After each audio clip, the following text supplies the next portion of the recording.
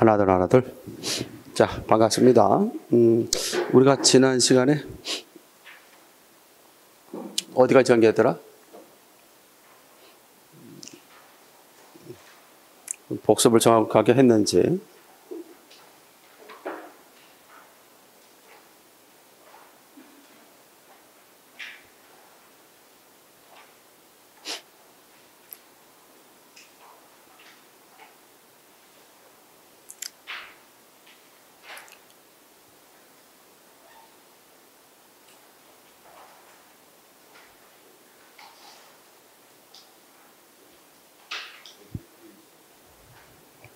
(106회)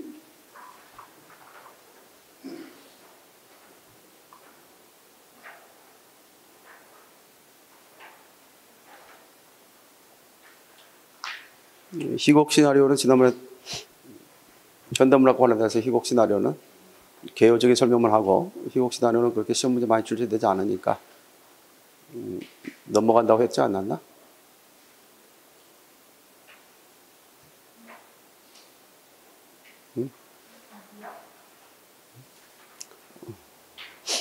지난번에 고전문학 관련돼서 시가문학 다 정의했었죠. 그 다음에 고전 소설과 관련돼서 고전 산문문학 가운데 대체적으로 우리가 실제 설화, 폐가문학, 가전체문학 얘기했었죠. 그러면서 오늘 이 시간을 통해서는 이제 아마 그 고전수필과 한시, 고전수필과 한시를 한다고 했었는데 다 기억하죠? 나는 그렇게 기억하고 있는데 혹시라도 여러분들이 어디 부분을 나가는지 궁금해할 것 같아서. 근데 지금 아직 여전히 현대문학에 머물고 있는 사람이고 자, 제가 복습을 좀 정확하게 좀 할 수 있도록, 물론 뭐 지금 배우는 내용들이 다 우리가 다 언급하는 내용은 아니지 다. 그래서 우리 배워야 할 내용들도 상당히 많은데 그 중에서도 이제 주요 내용을 통해서 원리를 좀 설명을 했었고, 지난번에 시가문학과 더불어서 마무리하고 고전 산문과 관련돼서 설화로부터 시작해서 폐가문학, 가전체문학, 그다음에 고소설이 있는데 그 고소설에 있어서 어떤 전개 과정, 형성 과정 또는 현대소설과의 어떤 비교 뭐 이런 얘기를 좀 하지 않았을까 이렇게 생각됩니다. 오늘 이 시간을 통해서는 이제 고전 수필과 그다음에 한시를 중심으로서 이제 고전문학이 이제 마무리가 될 것 같은데, 자, 그 부분에 대해서 좀 설명을 좀 해 주도록 그렇게 하겠습니다. 자, 여러분들 교재에 있어서는 뭐 대체적으로 다 나와 있죠. 자, 이 고전 수필, 우리 고전 수필 상당히 중요하기도 합니다. 물론 이제 고전 소설이 시험에 좀 언급되기도 하고 더러 잘 나오고 있지만, 이제 고전 수필이라고 하는 것도 상당히 매력이 있는 고전 산문으로서 고전 수필이 나올 가능성이 있지 않느냐. 다만 좀 더 어려운 것은 물론 고전 소설도 나오긴 하지만 이 고전 소설과 고전 수필, 좀 더 고전 수필에 한자들이 많이 사용돼요. 이 한자어들이, 그러니까 어휘가 좀 어려워서 이 고전 수필을 좀 접근하는데 좀 더 어려울 수는 있다 이렇게 생각할 수가 있겠습니다. 그래서 고전 수필과 관련돼서 좀 생각을 좀 해둘 수 있어야 되겠다. 자, 수필은 수필인데 어느 때 시기를 고전 수필이라고 하냐면 가보경장 이전, 가보경장 이전을 고전 수필, 가보경장 이후를 현대 수필. 그래서 우리가 현대문학과 그다음에 고전문학의 어떤 그 가름의 경계선을 대체적으로 가보경장을 중심으로서 이야기하기도 하게 합니다. 그러나 이제 사실 그렇다고 해서 가보경장을 딱 기점으로 해서 그때부터가 딱 현대 문학이냐, 현대 수필이냐라고 하는 것은 사실 뭐 과도기 형태이기 때문에 처음부터 딱 정착되지는 않았겠지, 그렇지? 그래서 그렇다면 우리나라의 현대 문학의 어떤 본격화 또는 현대 수필의 본격화는 대체적으로 언제 이루어지냐면 1930년대에 가서는 이루어져요. 몇 년대? 30년대. 그래서 그 이전에는 뭐 사실 뭐 현대문학이라고 하지만 현대문학적인 어떤 그 측면에 그런 어떤 모방적 차원, 또 더 나아가서 발전적 차원이 있긴 있지만, 그러나 우리나라에 있어서 현대문학의 본격화는 몇 년대부터 시작한다? 30년대부터 시작한다. 어찌됐든 우리가 일단 가름할 때 근대적인 어떤 의식, 근대적인 어떤 표현적 기법이 들어간다는 점에서는 이제 가보경장을 기점으로 해서 고전문학과 현대문학으로 나눈다라고 얘기할 수 있겠습니다. 자, 더러 이제 우리가 소위 그 고전 수필, 그 중에는 이제 뭐 한문 수필도 있고 무슨 수필도 있을까요? 한글 수필도 있겠죠. 이 한글 수필이 본격화시키기 시작한 것은 언제부터냐면 조선 후기. 조선 후기의 평민 의식들의 어떤 자각과 더불어서 평민들의 작품 창작의 참여도가 결국 확대되면서 이러한 소위 그 한글 수필이라고 하는 것이 나오게 됐다라고 할 수 있습니다. 그래서 보통 우리가 이야기되어지는 수필들은 대체적으로 한문 수필들이 상당히 많아요. 한문 수필, 그 다음에 한글 수필도 있다. 자, 이 고전 수필과 관련돼서 얘기할 때 이 수필이라고 하는 것은 대체적으로 똑같죠. 현대 수필이 됐던 고전 수필이 됐던 수필이라고 하는 게 뭐죠? 수필은 사실성을 갖고 있다는 거죠. 무슨 성? 사실성. 이 사실성이 이제 가장 대표적인 중 하나가 실제 체험을 바탕으로 한다. 실제 체험. 뭐 이것이 직접 체험이든 간접 체험이든 이런 체험을 바탕으로 하고요. 거기서 뭔가를 끌어내서 깨달음을 얻거나 뭔가를 끌어내서 무엇을 갖다 하고자 하는 거죠? 교훈성을 갖게 되죠. 교훈성. 깨달음을 통해서 그것을 결국 나의 깨달음이지만 나의 깨달음을 보편화 시켜서 어떤 객관적인 어떤 진실로 받아들이게 만드는 그런 장르들이 대체적으로 뭐다 하지? 수필이다. 수필은 뭐 대체로 고전 수필이 됐던 현대 수필이 됐던 똑같다라고 얘기할 수 있습니다. 그래서 뭐에 바탕을 둔다 하지? 사실성에 바탕을 둔다. 그리고 교훈성을 갖고 있다. 이 두 가지를 합쳐서 뭐라고 하죠? 사실성과 교훈성을 갖고 있는 장르들을 우리는 이유로 하여 교술 장르. 다 같이 시작. 교술 장르라고 한다. 자, 그렇기 때문에 이런 고전 수필이라고 하는 것도 현대 수필과 별반 다를 것이 없다라고 할 수 있습니다. 수필의 가장 중요한 특징은 뭐였죠? 수필의 일반론적인 것, 지난번에 현대문학에서 배웠습니다. 수필은 어떤 뭐 체험적 사실을 갖다가 체험적 사실을 통해서 뭘 얘기하는 거다. 여기서 느낀 바를 얘기하는 거죠. 느낀 바를 무슨 형태로서? 자기 고백적으로 전달한다. 따라서 다른 장르에 비해서 수필은 직접적인 전달 문학이다. 독자 입장에서 보면 작가가 직접 자기의 생각을 전달해 주는 것이다. 이게 아직 있죠. 물론 자기 어떤 감정을 전달한다는 점에서는 시도 마찬가지죠. 시도 자기 고백적인 장르야. 다만 그 자기는 작가에 의해서 만들어진 허구적 대리인 시적 화자, 서정적 자아를 통해 전달하지만 수필에서의 전달자, 나는 누구다? 작가 자신이라는 측면에 있어서 서로 다른 점을 가지고 있다고 할 수 있겠습니다. 그래서 느낀 바, 자기 고백적이다. 그럼 이러한 것들이 자 어떤 것의 표현 방법을 통해 전달하냐? 표현 방법. 그 표현 방법이 상당히 중요하다고 했죠. 그 표현 방법은 가장 수필에서 가장 많이 사용하는 표현 방법이 유추라는 것이다. 뭐라는 거에 다시 유추. 유추가 가장 대표적인 표현적 방법으로서 이해될 수 있다. 자, 유추라는 것은 뭘까요? 유추라는 것은 이건 원래 그 유비추리의 줄임말이 유추라 볼 수 있겠죠. 그래서 대체적으로 좀 모호하고 또는 난해한 내용을 좀 더 친숙한 비유를 들어서 설명하는 것을 뭐라고 한다? 유추 방식이다라고 할 수 있죠. 그래서 어떤 이런 것이 있을 것 같아요. 이런 어떤 새로운 어떤 질서의 그 세계가 있어. 이런 세계가 있고 A라는 세계가 있고 B라는 세계가 있어. 근데 A에서 적용되는 세계의 질서를 그 질서를 B에 적용하면 안 될까? D에도 한번 적용해 볼까? 라고 하는 것이 일종의 유추다라고 얘기할 수 있어. 우리가 그 유추와 좀 비슷한 점을 갖고 있는 게 뭐가 있냐면 비교라는 게 있어. 뭐가 있다 같이? 비교가 있어. 비교는 A라는 세계를 B라는 세계를 갖다 하는 게 아니라 A라는 세계 속에서 속해 있는 것끼리 서로 뭐 하는 거야? 같이 대비해 보는 거야. 알겠습니까? 그것을 뭐라고 한다? 비교다라고 할 수 있어. 그래서 뭐 할 수 있어? 비교의 대상은 이렇게 묶을 수가 있어. 알겠죠? 내 말이 되나요? 그러니까 우리는 뭐 할 수 있어? 근데 영이가 있어. 근데 저 옆에 순위가 있어. 영이나 순위는 다 인간이라는 어떤 세계 속에 같이 이끌 수 있죠. 묶을 수 있잖아. 있지 않습니까? 그러니까 영이가 있고 순위가 있어. 그럼 영이와 순위는 뭐가 되는 거야? 그거는 유추의 대상이 되는 거야? 비교의 대상이 되는 거야? 비교의 대상이 되는 거야. 알겠죠? 근데 영이가 있어. 꽃이 있어. 영이라는 이 꽃을 가지고 뭘 보여? 영이라는 것을 갖다 얘기할 수 있잖아. 그래요. 이거는 전혀 다른 세계죠. 꽃이라는 어떤 질서 속에서 그것을 가져와서 영이를 설명할 수 있다는 거 아니겠습니까? 이런 것을 뭐라고 한다 하지? 유추라고 한다. 유추를 다른 말로 이제 우리가 보면 보통 문학적인 속에서는 비유라고 한다. 알겠죠? 따라서 수필에서 가장 중요한 특징 가운데 하나는 표현 방법이 뭐다는 점, 유추 방식이라는 거죠. 그래서 대체적으로 사물의 어떤 속성을 가져와서 우리 인간의 질서에 투여해 보는 거죠. 알겠죠? 그런 것들입니다. 그래서 거기서 이제 뭘 하는가요?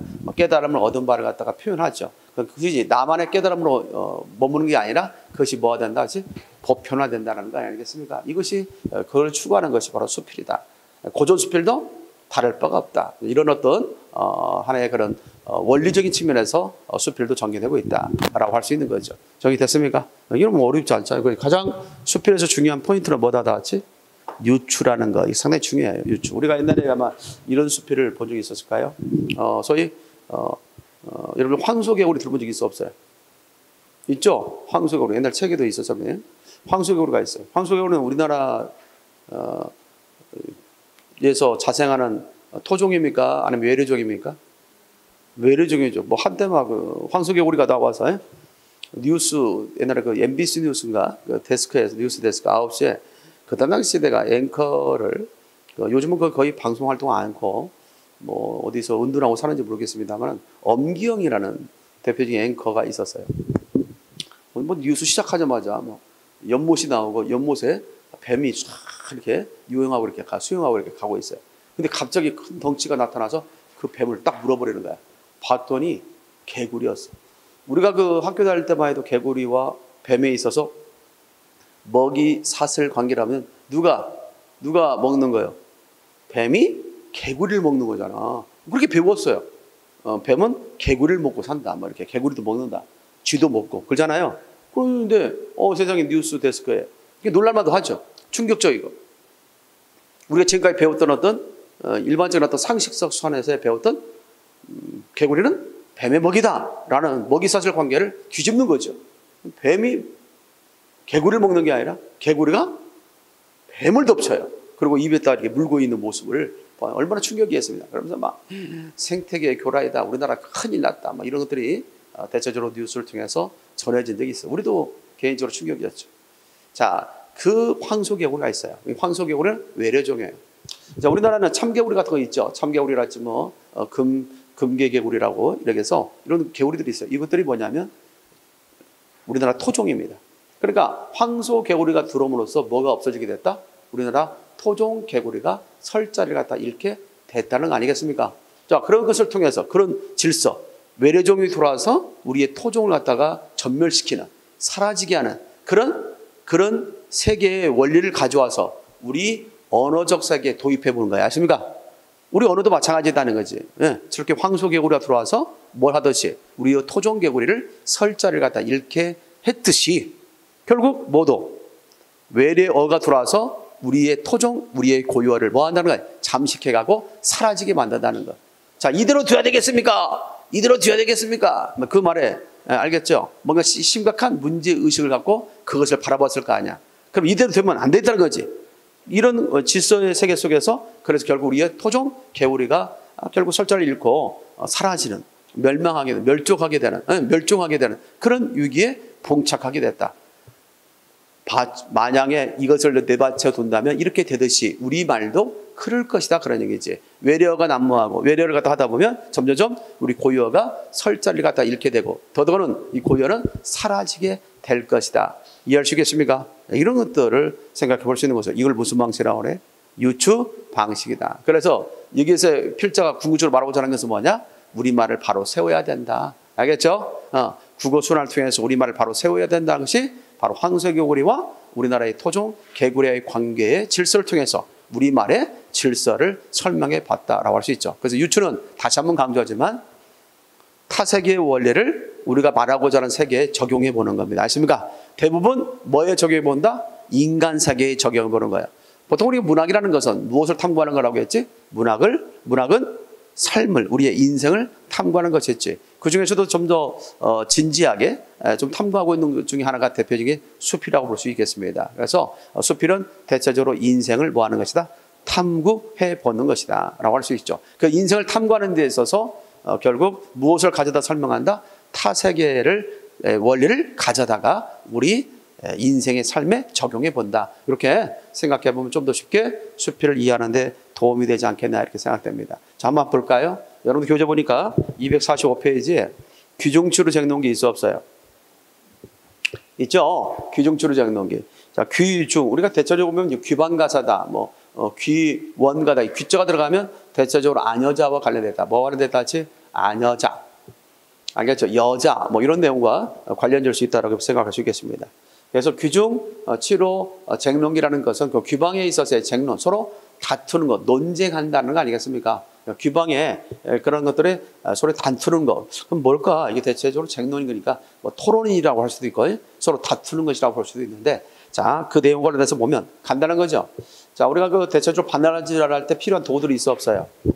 바느질 할 때, 주로 아녀자들이 주로 바느질을 했잖아. 그러지? 침구라고 할 수 있고. 자, 거기는 여러 가지 재료, 그래서 종류가 있죠? 바느질 도구에는. 뭐가 있습니까? 여러분들 그 첫 번째 이연에 그와 같은 내용들이 들어가 있습니다. 첫 번째 단락에 침선, 돕는, 바느질 한다는 거지. 바느질 갖다 돕는 위를 각각 명호를 정하세. 벗을 삼을세. 바늘로 무슨 각시? 새우각시. 미줄. 바늘 동그라미. 바늘을 무슨 각시라고 했어요? 새요 각시라고 했어요. 바늘은 사물이죠. 사물인데 각시라는 것은 사람을 지칭하는 것이죠. 관련된 수사법은 다 같이 의인법. 따라서 이 글의 주된 수사법은 의인법이다. 이렇게 얘기할 수 있습니다. 자, 정하에 벗을 삼으세. 바늘로 무슨 각시 다 같이? 새요 각시. 척을 뭐라고 한다 시죠? 척부인. 척은 자죠. 자를 척부인이라고 했습니다. 그 다음 가위로 교두각시. 가위로 교두각시. 그 다음에 인도는 인두를 말합니다. 인두를 인화부인. 다루리는 다리미입니다. 다루리는 다리미. 다리미를 뭐라고 한다 시죠? 울랑자. 실 동그라미 청홍 흑백각시. 됐습니까? 자, 그 다음에 바느질 할 때 또 필요한 도구 가운데 하나가 골무가 있죠? 골무. 거기는 골모로 되어 있습니다만 골무는 감투, 활미. 자, 이 7가지가 바로 귀중 부인들의 뭐다라는 점 나갔지? 친구들이다, 벗이다 라고 할 수 있죠. 따라서 바느질 할 때 필요한 도구 7가지를 의인화시켜서 무엇을 이야기하고자 했을까? 이게 되겠죠? 그런 거 아니겠습니까? 자, 이런 사물의 그런 질서, 사물의 그들이 갖고 있는 속성이랄까, 원리를 통해서 우리 인간 세계에 적용해 보는 내용이다. 이렇게 생각할 수 있습니다. 자, 그렇다면 이들이 뭐 하고 있을까 한번 볼까요? 첫 번째 봅시다. 1일은 7위 모여 침선의 공을 하루는 7위, 7명이 모여서 침선의 공을 뭘 의논해서 다시 공의 세모. 뭘 의논했다 다시? 공을 의논했다. 지금 계속해서 귀중치로 쟁론기 두 번째 단락을 보고 있습니다. 자, 거기서 뭘 의해서요 다시? 공을 의논했다. 자, 그러자 척부인 동그라미. 척부인이 긴 허리를 자이면 그런 뜻이야. 재며 이르되 재우더라. 모든 벗더라. 들어라. 그러니까 누구를 제외한? 척부인을 제외한 나머지 6 벗들에 대해서 얘기하고 있는 거지. 재우더라. 들어라. 나는 세명지, 굵은 명지, 백저포, 세승포 다 이거는 옷감의 종류겠죠. 청홍, 농라, 자라, 홍단을 다 내어 펼쳐놓고 남녀를 마련할세, 재단할세. 마련하다는 말이죠. 재단하다. 그런 말이죠. 재단할세. 장답, 광엽이며 길고 짧고 좁고 넓고 이런 말이죠. 자, 장당, 광엽, 숲이며 새도 다 곧 아니면 어찌 이르리요. 내가 아니면 어찌 옷이 될 수 있겠느냐. 자, 그러니 이 이름으로 의지의 내 등이 의듬하리라 라고 얘기하고 있죠. 그래서 누가 얘기하고 있어요 다 같이? 누가? 척부인. 처는 뭐라고 했지? 자기라고 했지. 자가 자기의 공을 내세우고 있죠. 옷을 만들 때 내가 아니면 어떻게 마련할 수 있느냐. 길고 짧고 좁고 넓은 것을 어떻게 잴 수 있으며 어떻게 옷이 될 수 있겠느냐. 그러니까 내 공이 제일 크다라고 얘기하고 있습니다. 두 번째 봅시다. 그러자 교두각시가 양각을 빨리 돌려 내달아 이르되 척부인아 그대 아무리 마련을 잘한들 아무리 재단을 잘한들 그것을 뭐하지 않으면 베어내지 아니하면 모양제도 되겠느냐. 그러므로 내 공과 내 덕이 내 공만 자랑 마라. 이렇게 돼 있죠. 어때요? 전체적으로 다 읽을 것은 없겠습니다만은 귀중추로 쟁론기 보니까 어떤 내용을 담고 있다는 것? 바느질 할 때 필요한 도구들을 의인화해서 서로 쟁공을 다투고 있죠. 그런 거래요. 누구 하나 너 때문에 이렇게 옷이 잘대로 된 거야. 너 때문에 된 거야. 상대방의 공을 돌리지 않고 다 자기 공을 내세우고 있음을 알 수 있죠. 바로 우리 인간 지사도 같다라는 얘기죠. 우리 인간들 그와 같은 서로 공을 다투는 현실이란 얘기죠. 좋은 일이 있다 그러면 서로 자기가 했다고 하는 거고, 알겠죠? 가끔은 우리가 보게 되면 또 안 좋은 일이 발생했다, 책임질 일이 발생했다 그러면 다 뭐예요? 발뺌하는 현실이 있어 없어요? 있지? 이런 것들을 우리가 소위 귀중치루 쟁동기를 통해서 볼 수 있다. 다분히 그래서 뭐라고 한다, 이것을 성격을 옆에 날개단을 해놨습니다만은 풍자적이다. 그 다음에 우의적이다. 우의적 밑줄자. 우의적은 뭘 우의적이라고 할까? 무엇을 우의적이라고 할까? 우리가 대표적으로 우의적 성격을 갖고 있는 대표적인 것이 이소부화 들어본 적이 있죠? 이소부화. 그래서 우의적이라는 것, 또 다른 말로 우화적이다, 우의적이다 이렇게 말하는 것은 주로 동물과 식물이 있죠? 동물과 식물을 갖다 들어서 인간의 세계를 갖다 얘기하고자 할 때 이것을 우의적이다. 그렇죠? 다른 세계를 가져다가, 다른 세계의 질서나 원리를 가져다가 우리 인간의 세계에 그런 어떤 질서나 원리를 적용해 볼 때 이것을 뭐라고 한다, 시작? 우의적이다라고 얘기할 수 있습니다. 정의됐습니까? 뭐 그런 점에서 본다면 귀중치루 쟁론기는 사물을 가져왔죠. 뭐 동물만 식물뿐만 아니라 사물을 가져와서, 사물의 속성을 가져와서 인간의 세계를 얘기하고 있으므로 다분히 우의적이다라고 얘기할 수 있다는 거죠. 그래서 그렇게 좀 정의해요. 풍자적이면서 뭐다 같이 우의적. 그리고 아까 설명했던 것처럼 가장 썰렁했던 문제, 가장 지엽적인 문제 가운데 하나는 결국 침선을 갖다가 돕는 7가지 법과 관련돼서 7가지 법과 의인화 대상이 잘못 짝지어진 것. 알겠죠? 이런 식의 문제가 아주 썰렁하게 시험 문제 출제된 적이 있습니다. 그래서 세유각시는 뭐가 관련됐고 같이? 바늘. 척부인은 뭐에다 같이? 자. 그 다음에 교두각시는 가위. 그 다음에 인화부인은 인두. 그 다음에 울랑자는 다리미. 알겠죠? 청홍, 흑백각시는 뭐다 같이? 실. 감투알미는 골무. 이런 식으로 해서 그 연결 관계도 한 번쯤 기억하고 가는 게 좋을 것 같다라는 생각이 들어요. 알겠죠? 이런 것들입니다. 자, 또 하나 넘어간다면 사실 조치문은 그렇게 많이 나오지 않았던 거고 248페이지 가봐. 248페이지 가면 우리가 소위 그 한문수필의 유형 가운데 하나로 볼 수 있는 것 중에 하나가 설이 있어. 뭐가 다지? 설. 이 한문수필 설입니다. 설.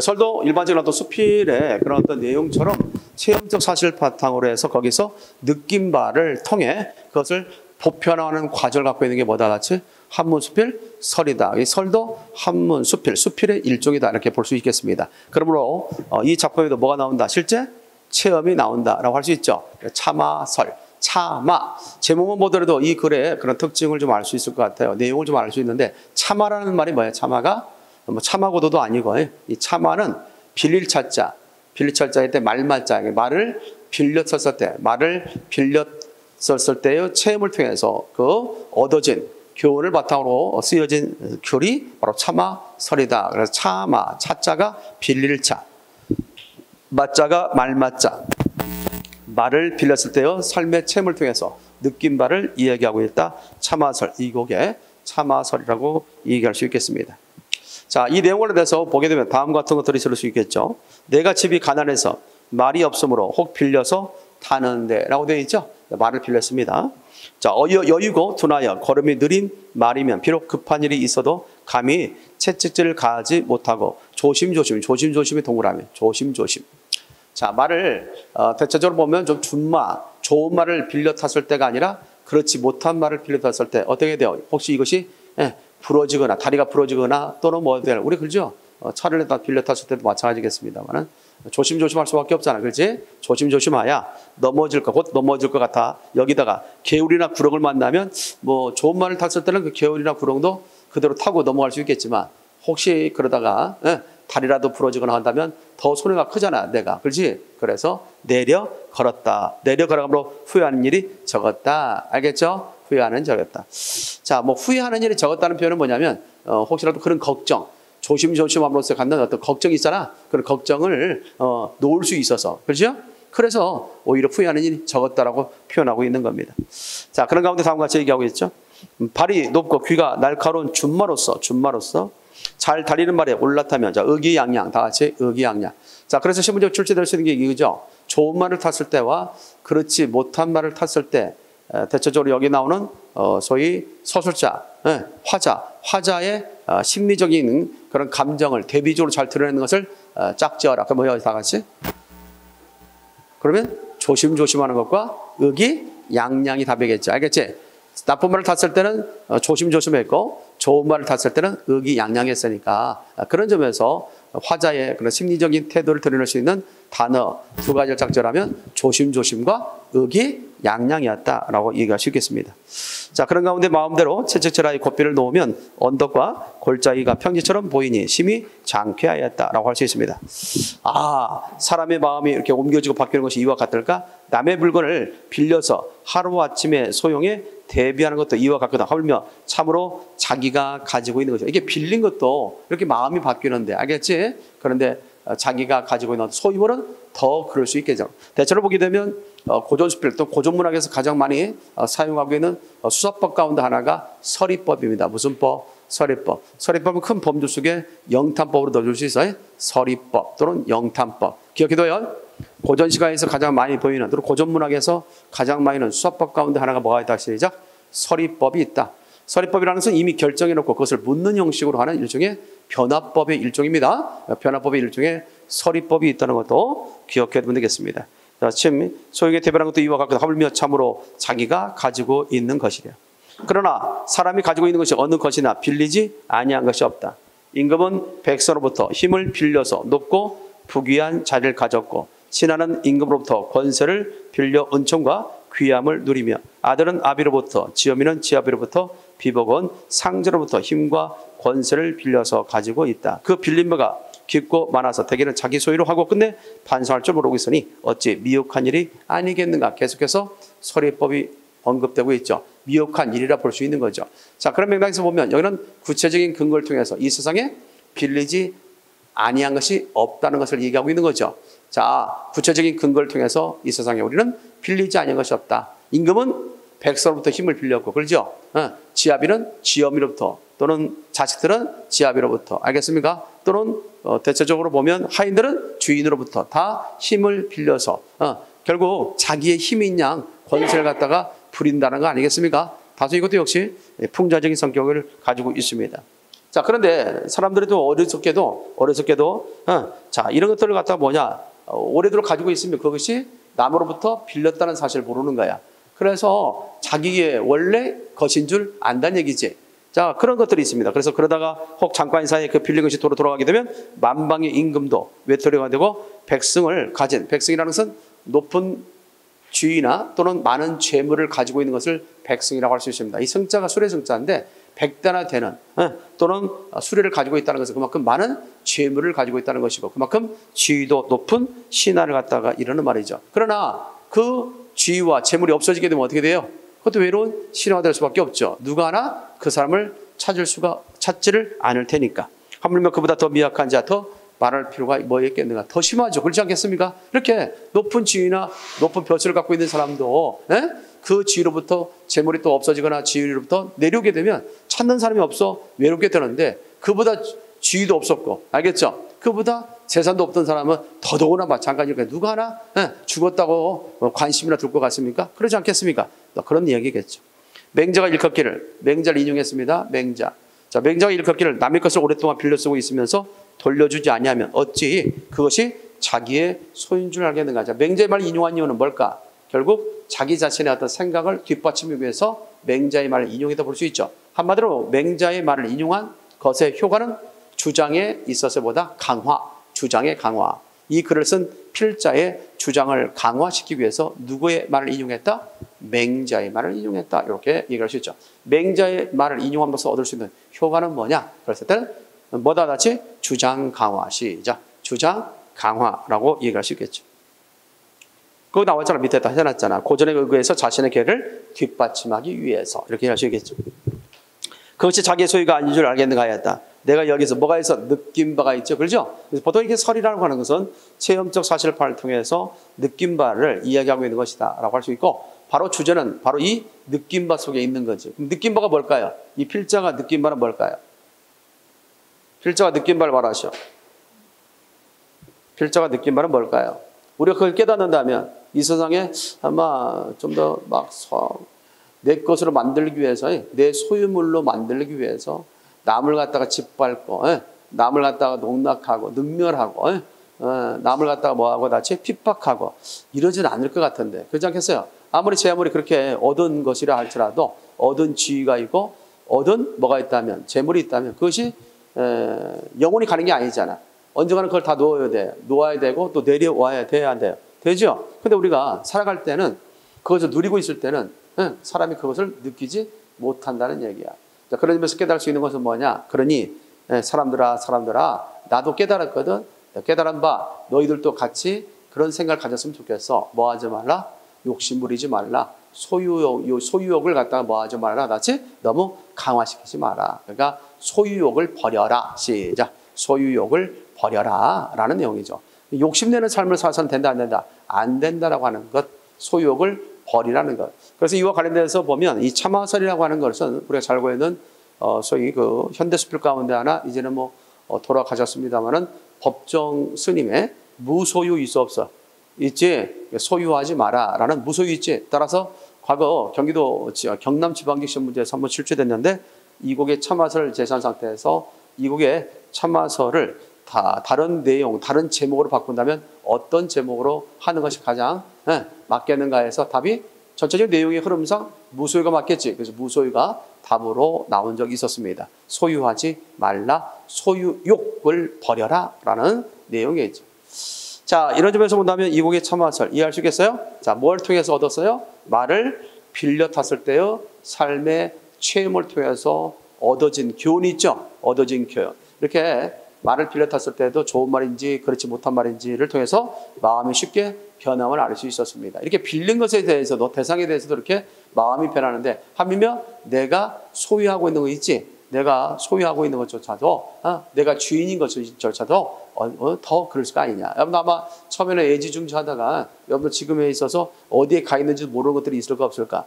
그러다가 어느 날 대청소하다가 발견돼 이것이 여기 있었는데 처음에는 뭡니까? 동생마저도 누구에게도 손에 가는 것을 갖다 뭐 했던 싫어했던 나만이 가져야 되는 어떤 그런 소유물로서 생각했는데 어느 순간에는 뭡니까? 그것이 어디에 있는지도 모르는 그런 얘기 되게 버리잖아요. 그런 거 아니겠습니까? 그런데 그것을 갖다가 악착같이 가지려고 하고 소유하려고 했던 나의 마음들 알겠어요? 그것에 대한 어떤 어리석음을 지적하고 있는 것이다 라고 얘기할 수 있죠. 이 곡이 뭐다 시작? 참화설. 자, 이 설에 있어서는 더러 시험이 잘 나왔어서 몇 가지 더 보겠습니다. 249페이지 2급여에 이옥설 있어 없어요? 이었죠. 이옥설. 자, 이옥설이라는 것은 뭐냐 하면 일단 이제 리자가 수리할 리자라고 생각해요. 수리할 리자. 이치 리자도 되고 수리할 리자도 됩니다. 그러니까 집을 수리함으로써 갖는 경험을 통해서 얻어진 교훈을 얘기하고 있다라고 이야기할 수 있겠습니다. 자, 본칸에 대체적으로 빗대서 지은 것을 행랑채라고 하는데 이제 행랑채를 수리해서 세 칸을 수리했는데 두 칸은 장마에 비가 센 지 오래되어서 나머지 한 칸은 비를 한 번 맞고 샜던 것이었어. 그래서 수리하려고 본즉 앞에 두 칸은 그 제목들이 모두 썩어서 수리비가 엄청나게 들었고 나머지 한 칸은 제목들이 온전하게 다시 쓸 수 있어 그 비용이 많지 않았다. 나는 느낀 것이 있었다. 사람의 몸에 있어서도 마찬가지. 나왔죠? 이렇게 실제적으로 어떤 소위 그 사물이죠 사실. 행랑채를 갖다 수리하면서 있었던 어떤 석가리랄지 제목들. 한 곳은 비가 많이 새서 완전히 썩었고 한쪽은 좀 더 뭐 할 수 있었어요. 덜 샜기 때문에 고쳐 쓸 수 있었다는 거야. 자, 그렇다면 오래 새는 동안 그렇지 많이 새는 동안 그것을 내박처럼 했기 때문에 썩은 거 아니겠어요? 이거는 적게 있었을 때는 그것을 수리해서 쓸 수 있었어요. 자, 그걸 돌이켜 생각해 보면 진작 그 물이 새는 것을 갖다 발견했고 그것을 바로 수리했다면 지금같이 호미로 막을 것 가래로 막지 않을 거 아니야. 그러니까 그런 경험을 통해서 우리 인생사도 똑같다는 얘기지. 우리는 가끔 보면 우리의 잘못됨이 있어. 그렇죠? 우리 잘못됨이 있는데 그 잘못됨에 대해서 별거 아니야 라고 스스로 판단하고 그것을 고치지 않으려고 하는 그런 것들이 있어요. 그러다 나중에 골마터져서 그것이 더 이상 고치지 못하는 그런 상해의 악화가 되어서 더 이상은 고칠 수 없는 그 상황까지 됐을 때 후회가 남게 되는 거잖아요. 그렇지 않겠습니까? 그래서 이 글을 통해서 주고자 했던 교훈은 뭐냐? 뭔가 잘못됨이 있다면 고쳐가며 살자라는 것이죠.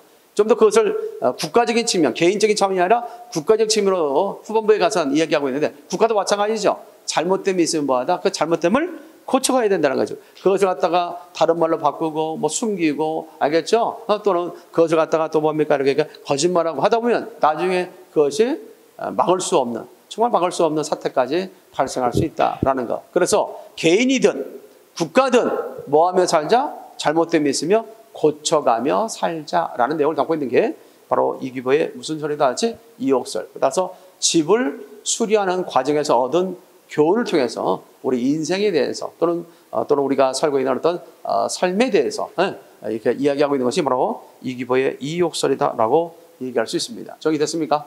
그거 하나 되겠고, 다음에 이규보의 또 하나의 작품이 있죠. 경설이라는 게 있어요. 자, 이규보의 경설이라는 것은 이 경자가 거울 경자입니다. 거울 경자. 원래 보통 이 거울은 맑아야 되죠.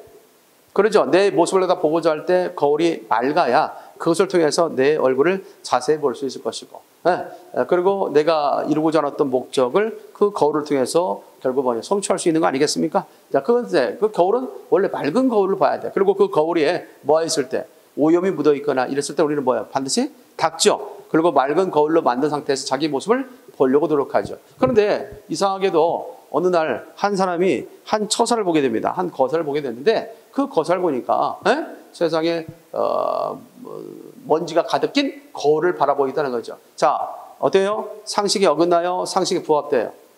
상식이 어긋나죠? 그래서 물어볼 수밖에 없잖아. 궁금해서. 아니요, 단순히 어찌 맑은 거울을 보지 않고 흐린 거울을 봅니까? 라고 얘기했죠. 그러자 그는 말하죠. 이 세상에 보면 거울을 보고자 하는 사람 대체로 누굽니까? 물론 여러 가지 이유도 있겠지만 그 중에 거울을 갖다 자꾸 보자는 것은 아마 대체적으로 뭘까요? 얼굴이 이쁜 사람들. 알겠지? 그래서 그 거울을 통해서 자기 어떤 모습을 통해 뭔가 즐기고 싶은 사람들. 이런 사람들이 대체적으로 거울을 많이 보는 것이 아니겠습니까? 그러나 그런 사람들이 이 세상에는 얼마나 되겠냐 이거지. 그건 소수에 지나지 않습니다. 자, 그러니 내가 이 흐린 거울을 보라고 하는 것은 누굴 맞추는 거야? 그 거울을 보고 싶지 않는 사람들이 대부분이니 그 사람에 맞춰서 나도 뭘 보는 거예요? 자칫 흐린 거울을 가지고 다니는 겁니다. 지극히 이것을 우리 삶으로 보면 지극히 내가 맑은 거울을 가지고 다니면 이 세상에 그 맑은 거울을 바라보고 그와 같은 마음으로 살아가는 사람이 많아요, 적어요? 적을 수밖에 없는 거예요, 사실은. 알겠습니까? 그러니 그런 맑은 거울로 대상을 바라보게 되면 다 단점이 드러나고 그 사람의 잘못됨만 보일 거 아니야. 그래 안 그래요? 그러면 그 사람과 맞춰 살 수 있어 없어요? 없는 거 아니겠습니까? 그래서 내가 그들과 더불어 같이 살고자 맑은 거울이 아닌 먼지가 낀 거울을 가지고 다닌다. 먼지가 낀 거울을 가지고 다닌다 할지라도 그 거울에 비춰진 나의 모습은 흐리게 보일지라도 그러나 나라는 본질은 변한다, 변하지 않는다? 변하지 않는다. 내가 누군가를 맞춰준다고 해서 농부에게 맞춰준다고 해서 농부가 되는 게 아니잖아. 그냥 그래요. 내가 어느 할아버지, 할머니, 나이 드신 분과 맞춰준다고 해서 내가 농인이 되는 게 아니잖아. 나의 본질은 변한다, 안 변한다? 변하지 않는다. 이것이 바로 이 경설을 통해서 보여줬던 교훈이죠. 그래서 이 교훈은 뭐였냐? 처세술에 대한 이야기였다. 뭐에 대한 이야기? 처세술. 맞춰가는 삶. 그 사람은 처세술이 좋아 그러잖아. 상황별로 그 상황에 잘 맞춰가는 삶. 오히려 이 처세술에 대한 이야기는 부정적인 게 아니라 어떤 주관이 없이 주택 없이 살아가는 삶에 대해서 부정하고 그것에 대해서 비판하고 있는 게 아닙니다. 상황에 맞는, 알겠죠? 그 사람을 대하는 태도를 얘기하는 거야. 사람을 대하는 태도. 그런 의미에서의 처세술이다라고 이야기하는 겁니다. 알겠죠? 그런 점에서 좀 기억이 돌아가서 사람을 대하는 태도와 관련된 이야기 이규보의 경설과 관련돼서 얘기했습니다. 사물의 심층을 이해하는 통찰력, 처세운적 의식과 현실에 대한 품절을 담고 있는 작품 이규보의 뭐다 시작? 경설 기억해도 될까 하고 하나만 더 한다면 250페이지에 안정복의 아기설이 있습니다. 자, 안정복의 아기설은 말이다. 이게 아자가 벙어리 아자야. 벙어리 그릇인데 이 벙어리 그릇은 무엇을 말하냐면 여기서는 저금통을 얘기합니다. 자, 저금통에는 돈이 들어가는 입구가 있어 없어요? 있죠? 그것을 하나의 뭘로 보는 거야? 입으로 보는 거야, 입. 자, 그런데 이 저금통은 입이 있어요. 자, 입이 있긴 있어요. 근데 입은 있긴 있는데 그 입을 통해서 말한다 하지 않는다? 하지 않는다라고 얘기하는 거죠. 말하지 않는다. 입을 다물고 있다. 입은 있는데 입을 다물고 있다. 말하는 것이 있는데 말하지 않는다. 이런 것들이 있을 수 있죠. 자, 그런 것을 통해서 뭔가 거기서 끌어내는 거야. 아, 저금통에는 뭐가 있는데? 입이 있는데, 예? 입이 있는데 그만 놔란 말이야. 이렇게 할 수도 있잖아. 근데도 말이 없어요. 그런 것들. 뭐가 좀 내면에 뭐가 있다면, 불만이 있다면, 불평이 있다면 말할 수도 있잖아. 그렇지? 근데 말을 하지 않을 때도 있고. 또 때에 따라서는 뭐 그런 거죠. 그래서 이제 그것을 끄집어낸 거야. 아, 그래? 그걸 통해서 뭔가 인생이라는 거지, 얘기하는 거지. 우리는 때로서 살면서 뭐가 있다? 입은 있죠. 우리 인간도 입이 있잖아. 사물을 갖다가 빗대어서 우리 인간의 삶을 얘기하는 거야. 그래요? 자, 거기서 끄집어낸 거죠. 하하, 우리 인간은 입이 있어요. 때에 따라서 근데 이 입이 방정일 때가 있어 없어요? 있죠. 입방정이다. 그래서 입이 방정일 때 있어서 후회할 때가 있어 없어요? 있죠. 저금통처럼 말이지. 입이 있어도 말하지 않는 것을 통해서. 알겠습니까? 말을 괜히 했다. 말하지 않았으면 됐을 텐데 오히려 말을 해서 후회될 때가 있어 없어요? 있지. 자, 또 때에 따라서는 그러죠. 그것을 통해서 좀 더 또 옆길로 가보는 거죠. 그렇다면 또 때에 따라서는 어떤 날도 있어요? 그때 좀 말 좀 할 걸. 알겠어요? 그때 좀 말 좀 할 걸. 말하지 못한 것에 대해서 후회할 때 있어 없어요? 있지. 사람이 살아가면서 갖는 것 중에 하나가 뭐냐면 저금통에 거기 동전 넣는 입구를 통해서, 입을 통해서 끄집어낸 것 중에 하나가 뭐냐면 결국 우리는 말하고 싶을 때 말을 절제할 수 있는 거. 아십니까? 말하고 싶을 때 뭐 할 수 있는 거? 말을 절제하고. 알겠죠? 또 때에 따라서 말을 하지 않을 때 갖는 어떤 뭡니까? 참을성. 이것도 또 인생을 살아가는 데 상당히 중요하다. 그래서 말을 할 때와 말하지 않을 때를 뭐 할 수 있는 것. 그것을 갖다가 우리가 좀 더 그런 어떤 그 경계를 잘 살펴서 우리가 말도 해야 된다는 말의 중요성을 이야기하고 있는 것 중에 하나가 뭐다 같이 악이설이다라고 이야기할 수 있습니다. 그렇죠? 우리 살다 보면 그럴 때 있어 없어요? 저절로 터진 입이다. 뭐 이렇게 좀 더 비아냥거리듯이 말할 때 있어 없어요? 있잖아. 그럼에도 불구하고 이 입이라는 것은 정말 천근 만근처럼 잘 다스려야 된다. 우리가 그런 속담이 있죠. 이러니 우리가 저희 보면 뭐가 있어요? 말과 관련돼서 얘기했을 때 생각이죠. 뭐가 있습니까? 말의 어떤 중함을 갖다가 이야기하는 대표적으로 우리가 기억할 수 있는 그 말들이 있죠. 그 중에 말은 소중한 거죠. 또 말의 그런 어떤 엄중함도 필요하다라고 이야기할 수 있습니다. 남아일은 중천검이라는 말 들은 적이 있어 없어요? 그렇지? 그만큼 말의 어떤 엄중함을 얘기하는 거죠. 그냥 가볍게 던지는 게 아니라는 거지. 신중하게 생각해서 말도 해야 된다. 말에 대한 엄중함, 말의 중요성을 얘기하고 있는 게 바로 악의설이다라고 하는 거 이해할 수 있겠습니까? 그런 점에서 설이라고 하는 것은 실제적인 어떤 삶의 체험을 통해서 느낀 바를 얘기한다. 대체적으로 느낀 바가 주제로서 정리된다라고 얘기할 수 있죠. 이런 것들을 지문을 설정해서 관련된 내용을 묻기도 한다라고 얘기할 수 있습니다. 자, 그 뒤에 좀 더 관련된 내용들을 제시하고 있습니다. 그 내용들 좀 확인해 보면 될 것 같고요. 대표적으로 우리가 생각했던 내용 가운데 하나를 더 한다면 뭐 여러 가지 있습니다. 그 중에 뭐 254페이지에 이 기부에 또한 궤토실설이라고 하는 글이 있어요. 궤토실설. 자, 궤토실설을 갖다가 한번 좀 더 보도록 하겠습니다. 궤토실설. 자, 하인들을 생각해 보니까 이 하인들은 충정에 의해서 했어요. 집안에 뭘 지었냐면 땅굴 같은 거 있죠. 땅굴 같은 것을 갖다 지었어요. 이 땅굴 같은 걸 갖다 지어가지고 그 속에다가 채소 같은 것을 넣어놓으면 결국 겨울날에도 신선한 채소를 갖다 먹을 수 있는 거 아니냐. 누구 입장에서 했어요? 주인을 위해서 그렇게 만드는 거예요. 그런데 그 주인이 정작 와서는 그런 말을 듣고는 야 당장 허물라 뭐 이렇게 하는 거예요. 그래서 궤토요, 궤토. 알겠습니까? 무너질 궤자입니다. 허물라. 그러니까 하인들의 입장에서는 상당히 황당하죠. 주인을 위해서 겨울에도 신선한 야채를 갖다가 제공하기 위해서 그 토구를 갖다 만들었는데 그 토구를 갖다 뭐라는 거예요, 같이 무너뜨리라고 하는 거예요. 자, 그러니까 얼마나 황당하게 했어요. 자, 그런데 그 이유가 있었다는 거죠. 그 이유는 뭐냐면 대체적으로 다음과 같이 이야기하고 있습니다. 자, 이자는 더욱 화를 내며 말하기를 여름은 덥고 겨울이 추운 것은 사시의 정상적인 이치니. 알겠죠? 정상적인 이치니. 이와 반대가 된다면 귀한 것이다. 옛적 성인이 겨울에는 털옷을 입고 여름에는 베옷을 입도록 마련했으니 그만한 준비가 있으면 족할 것인데 다시 토시를 만들어서 추위를 더위로 바꿔놓는다면 이는 하늘의 명령을 거역하는 것이다. 그러니까 세상 사는 어떤 이치에 어긋난다는 얘기야. 그러니까 그 자연의 질서에 순응해야지 왜 그것을 역행하려고 하느냐라고 하는 것입니다. 이해됐나요? 어찌 보면 그 옛날에는 오늘 같은 환경의 문제들이 많이 심각화되지는 않았을 것 같아요.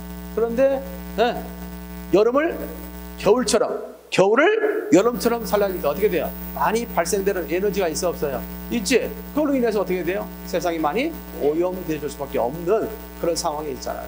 어찌 보면 이것이 오늘날 우리가 이 시대를 살고 있는 우리들에게 교훈을 또는 경종을 주는 이야기일 수도 있다라는 거죠. 어찌 보면 그 하인의 그런 충정어린 마음을 받아주지 않은 것에 대한 괘씸함이랄까 서운함도 있겠지만 그 주인이 말하고자 하는 이치는 그것이 아니라 우리가 인간은 자연의 질서에 순응하며 살아야 된다라고 하는 그런 이치를 보이고자 했던 것이죠. 자, 그래서 그 주제에 보면 자연 질서에 순응하는 삶의 추구. 나오지? 그것다 밑줄 짝 해놓고 기억해 두는 것도 좋을 것 같다. 이것이 괴터 실설이다라고 할 수 있죠. 따라서 그 체험을 통해서 느낀 바, 그 이면에 들어있는 내용을 파악해서 작가가 왜 이 글을 통해서 무엇을 우리 독자들에게 주고자 했는가, 그것을 이끌어내는 것이 바로 이 수필을 갖다 읽는 묘미다라고 이야기할 수 있겠습니다. 알겠죠? 참고할 수 있도록 그렇게 하시기 바랍니다.